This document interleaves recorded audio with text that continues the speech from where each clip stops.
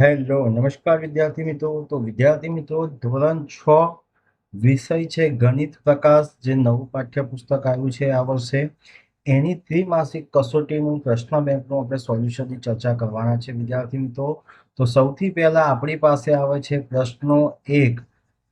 નીચેના પ્રશ્નોના ઉત્તર માટે આપેલા વિકલ્પોમાંથી સાચો વિકલ્પ પસંદ કરીને જવાબ લખવાનો છે। પ્રત્યેકના 1 ગુણ છે, કુલ 5 વિકલ્પો છે। તો સૌથી પહેલા આપણી પાસે પ્રશ્નો છે। પ્રશ્નો 1, 3, 6, 9, 12 પછી કઈ સંખ્યા આવે છે? તો વિદ્યાર્થી મિત્રો, આ બધાની અંદર 3 નો ગેપ છે, એટલે આપણે કઈ સંખ્યા આપણને જોવા મળે છે? નેક્સ્ટ સંખ્યા આપણને મળે છે 15 મળે છે। કઈ મળે છે? 15 મળે છે। ત્યારબાદ આપણી પાસે વિદ્યાર્થી મિત્રો નેક્સ્ટ સંખ્યા આવે છે। બીજો પ્રશ્ન જે છે, નીચેનામાંથી કયો ખૂણો કાટખૂણો છે? તો આપણને ખબર છે કયો ખૂણો કાટખૂણો છે વિદ્યાર્થી મિત્રો? તો જે ખૂણો 90 અંશનો હોય એને આપણે કાટખૂણે કહે છે, એટલે આપણી પાસે સાચો ઓપ્શન છે ઓપ્શન સી। ત્યારબાદ આપણી પાસે આવે છે પ્રશ્નો નંબર 3। શું કહે છે? બંને દિશામાં અનંત સુધી વિસ્તરતી આકૃતિને શું કહે છે? એટલે કે બંને બાજુ અનંત સુધી એકદમ વિસ્તરતી આકૃતિને શું કહેવામાં આવે છે વિદ્યાર્થી મિત્રો? તો આપણી પાસે કુલ 4 ઓપ્શન આપ્યા છે, એમાંથી સાચો ઓપ્શન છે ઓપ્શન સી, રેખા। શું આવે છે? ઓપ્શન સી, રેખા। ત્યારબાદ આપણી પાસે વિદ્યાર્થી મિત્રો નેક્સ્ટ પ્રશ્નો છે। પ્રશ્નો નંબર આપણી પાસે કયો છે? 4। પ્રશ્ન નંબર 4 ની અંદર આપણને કીધું છે વિદ્યાર્થી મિત્રો કે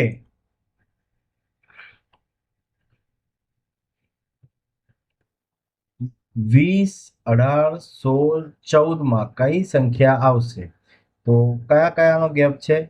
20 થી 18 એટલે 2 નો, 18 થી 16 એટલે 2 નો, 14 થી 2 નો, એટલે કે કયો આવશે આપણી પાસે ઓપ્શન?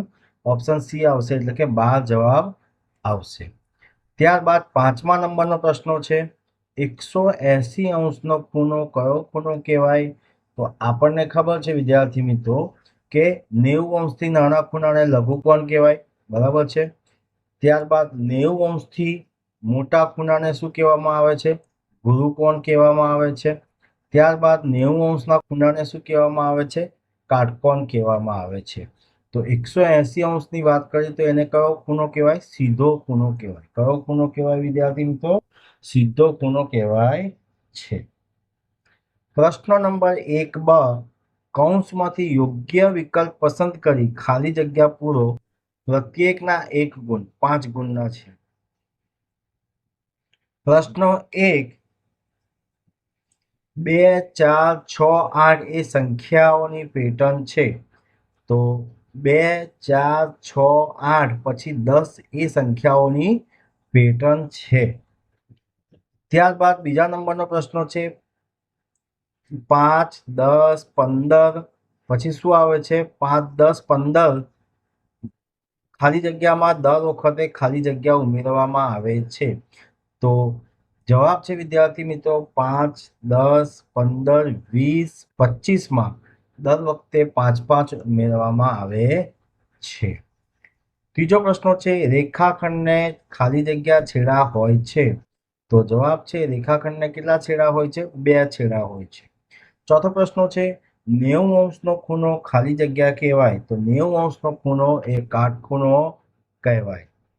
5મા નંબરનો પ્રશ્ન છે, એક નિશ્ચિત બિંદુથી એક જ દિશામાં અનંત સુધી વિસ્તરતી રેખાને ખાલી જગ્યા કહે છે, તો જવાબ છે વિદ્યાર્થી મિત્રો કિરણ કહે છે।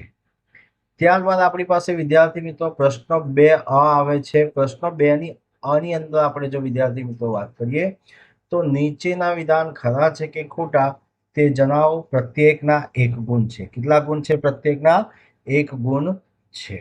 તો સૌથી પહેલા આપણી પાસે પ્રશ્ન નંબર 1 છે, રેખાખંડના 2 નિશ્ચિત છેડા હોય છે, તો આ વિધાન કેવું છે? બિલકુલ સાચું છે। કેવું છે? બિલકુલ સાચું છે। ત્યારબાદ વિદ્યાર્થી મિત્રો પ્રશ્ન નંબર 2 આવે છે, 90 અંશ કરતા નાનો ખૂણો ગુરુકોણ કહેવાય છે, તો આપેલું વિધાન કેવું છે? બિલકુલ ખોટું છે. કેવું છે? આપેલું વિધાન બિલકુલ ખોટું છે.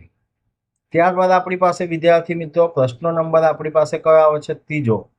પ્રશ્ન નંબર 3 ની અંદર આપણને શું કહે છે કે 1, 3, 5, 7, 9 એ કઈ પેટર્ન છે? એક પેટર્ન છે. તો આપેલું વિધાન કેવું છે? બિલકુલ સાચું છે. પ્રશ્ન નંબર 4 કિરણના બે નિશ્ચિત છેડાઓ હોય છે. તો આપેલું વિધાન બિલકુલ ખોટું છે.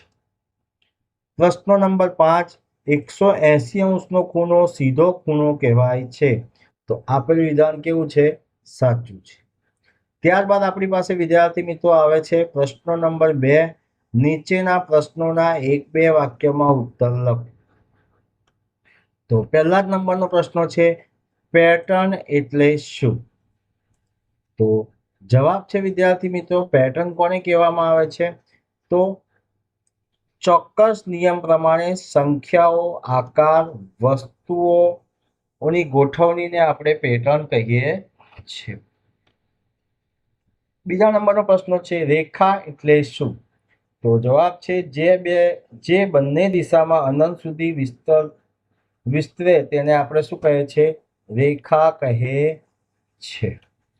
ત્રીજો પ્રશ્ન છે જેનો એક છેડો નિશ્ચિત હોય અને બીજો બાજુ અનંત સુધી વિસ્તરે તેને કિરણ કહે છે. ચોથો પ્રશ્ન છે લઘુકોણ કોને કહેવાય? તો 90 અંશ કરતા નાનો ખૂણો લઘુકોણ કહેવાય છે. પાંચમો પ્રશ્ન છે ગુરુકોણ કોને કહેવાય? તો 90 અંશ કરતા મોટો 180 અંશ કરતા નાના ખૂણાને ગુરુકોણ કહેવાય છે. ત્યારબાદ આપણી પાસે વિદ્યાર્થી મિત્રો આવે છે પ્રશ્ન નંબર 3. પ્રશ્ન નંબર 3 ની અંદર શું કહે છે કે નીચે આપેલા દાખલાના સૂચના પ્રમાણે ગણો. પ્રત્યેકના 2 ગુણ છે, કોઈ પણ 4 ગણવાના છે. 8 ગુણના પ્રશ્નો છે. પહેલા જ નંબરનો પ્રશ્ન છે આપણી પાસે એકી સંખ્યાઓને શ્રેણીનો પૂર્ણ વર્ગને ચોરસમાં ફેરવવાનું છે. તો એકી સંખ્યાની શ્રેણી કઈ થાય? એકી સંખ્યા 1, 3, 5, 7, 9, 11 અને 13 આ બધી કઈ સંખ્યા છે? એકી સંખ્યા છે. બરાબર છે. એને આપણે પૂર્ણ વર્ગમાં ફેરવવાનું છે. તો ભાઈ આપણી પાસે અહીંયા ચિત્રાત્મક રજૂઆત કરેલી છે. જો આની અંદર પહેલા જ નંબરની અંદર આપણી પાસે છે કે 1 એનો આપણે સરવાળો કરીએ 1 નો તો શું થાય? 1 જ. 1 નો વર્ગ શું થાય? 1 થાય. તો આને ચિત્ર સ્વરૂપે આ પ્રમાણે રજૂ કરી શકાય છે. ત્યારબાદ આપણી પાસે આવે છે બીજી કઈ સંખ્યા છે? 3.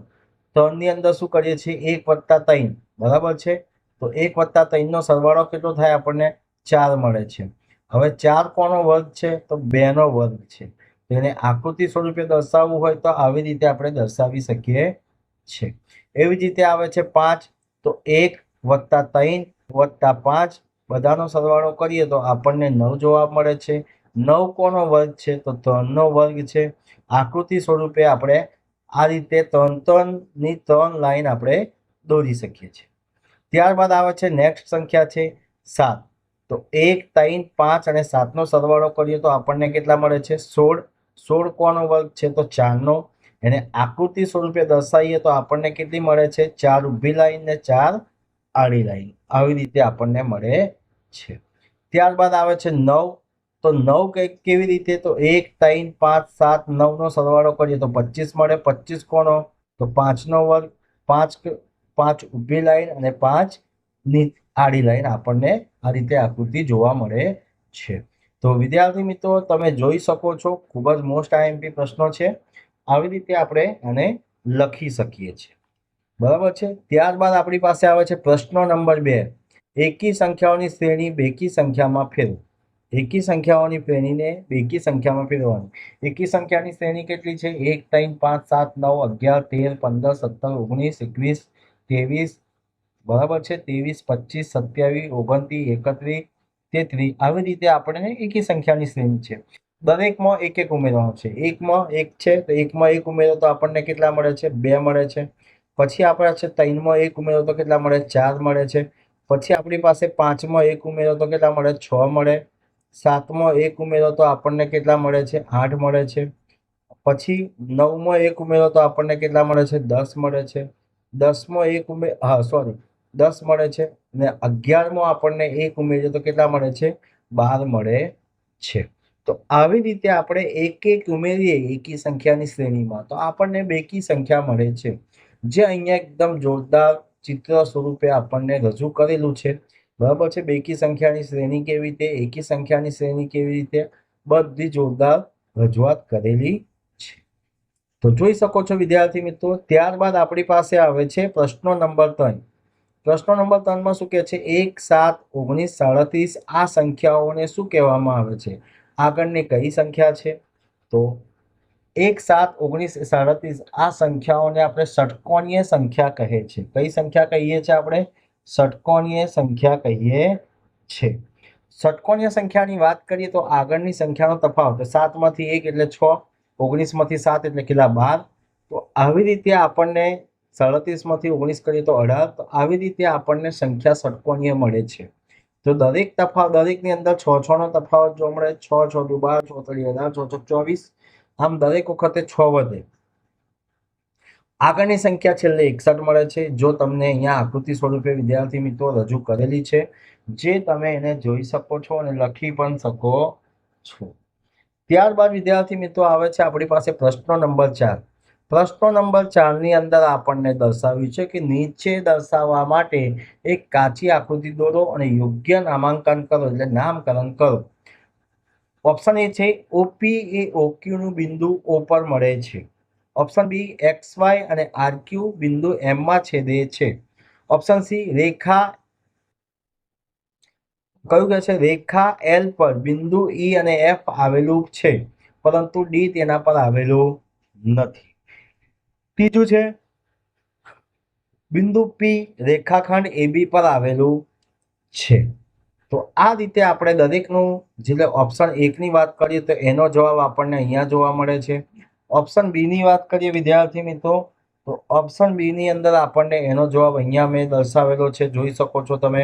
ઓપ્શન સી નો પણ જવાબ વિદ્યાર્થી મિત્રો અહીંયા લખેલો છે, બરાબર છે, જે જોઈ શકો છો. અને ઓપ્શન ડી નો પણ અહીંયા વિદ્યાર્થી મિત્રો તમને જવાબ આપેલા છે.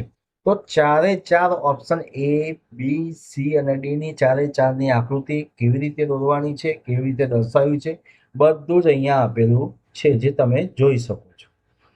ત્યારબાદ વિદ્યાર્થી મિત્રો 5મા નંબરનો પ્રશ્ન આવે છે.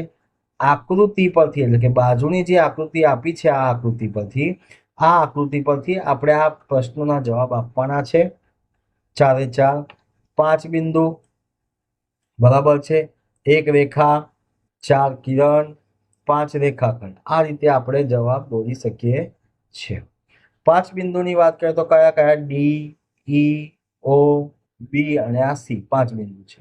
રેખાની વાત કરીએ તો આપણને ડીબી રેખા મળે છે, બરાબર છે, ઓસી પણ રેખા આપણને મળે છે, બરાબર. 4 કિરણોની વાત કરીએ ઓબી, ઓડી, ઓસી અને ઓમાંથી ઉપર જતું કિરણ. 5 રેખાખંડની વાત કરીએ તો ડીઈ, ઈઓ, ડીઓબી, ડીઓ અને ઈબી. આ રીતે આપણને જવાબ મળે છે. ત્યારબાદ વિદ્યાર્થી મિત્રો આપણી પાસે આવે છે પ્રશ્નો નંબર 4. પ્રશ્નો નંબર 4માં સૂચના પ્રમાણે દાખલા લખો. પ્રત્યેકના 3 ગુણ છે. 12 ગુણનો પ્રશ્ન છે. પહેલું જ કીધું છે કોષ્ટક 2 ની સંખ્યા શ્રેણી ચિત્રાત્મક રજૂઆત નકલ કરો અને દરેક શ્રેણી માટે તેનું પછીનું ચિત્ર દોરવાનું છે. તો અહીંયા વિદ્યાર્થી મિત્રો તમને આકૃતિમાં આપી છે, બરાબર છે, પહેલું, બીજું, ત્રીજું, ચોથું, પાંચમું. બરાબર. કેવી રીતે ચિત્ર દોરવાનું છે દરેકનું સંપૂર્ણ અહીંયા સ્ક્રીન ઉપર તમને સોલ્યુશન વિદ્યાર્થી મિત્રો બતાવવામાં આવેલું છે, જે તમે એને જોઈ શકો છો, બરાબર છે. બેકી સંખ્યાની પણ આ તમને આપી છે, ત્રિકોણીય સંખ્યાની પણ આપી છે,